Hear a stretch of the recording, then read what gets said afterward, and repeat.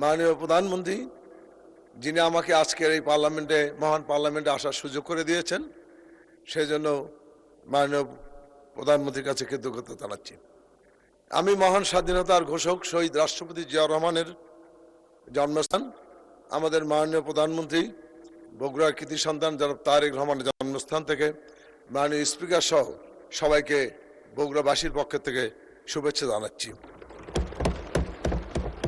মাননীয় স্পিকার, আপনি জানেন দীর্ঘ 20 বছর বগুড়া এই নামটি ছিল একটি যেটা বাংলায় বলে যে জি, আরেক মিনিট দেন ওনাকে, আমরা ওনার বক্তব্যটা শুনি, শেষ করি।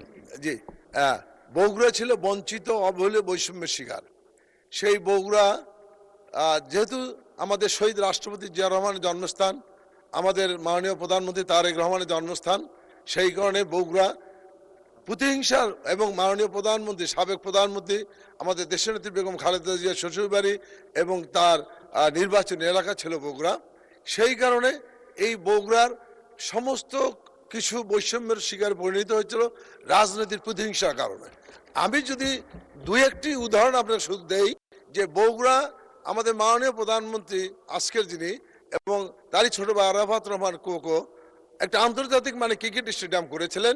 সেই ক্রিকেট স্টেডিয়ামটিকে বন্ধ করে ভেন্যু বাতিল করেছেন। আমি আরেকটু উদাহরণ যদি দেই যে প্রতিহিংসার শিকার কত হতে পারে, আমি যখন মেয়র তার আগে মাননীয় আমাদের সাবেক প্রধানমন্ত্রী দেশনেত্রী বেগম খালেদা জিয়া বগুড়া আরবান প্রজেক্ট থেকে বগুড়া নগর স্বাস্থ্য কেন্দ্র। ধন্যবাদ মাননীয় সদস্য। আচ্ছা, উনি 30 সেকেন্ড চেয়েছেন, 30 সেকেন্ড। সেই নগর স্বাস্থ্য কেন্দ্র বন্ধ করে দিয়ে বগুড়ার চলমান প্রজেক্ট বন্ধ করে দিয়ে আরেকটি জেলায় নিয়ে গেছেন, বগুড়ার কাজ বন্ধ করে দিয়েছেন।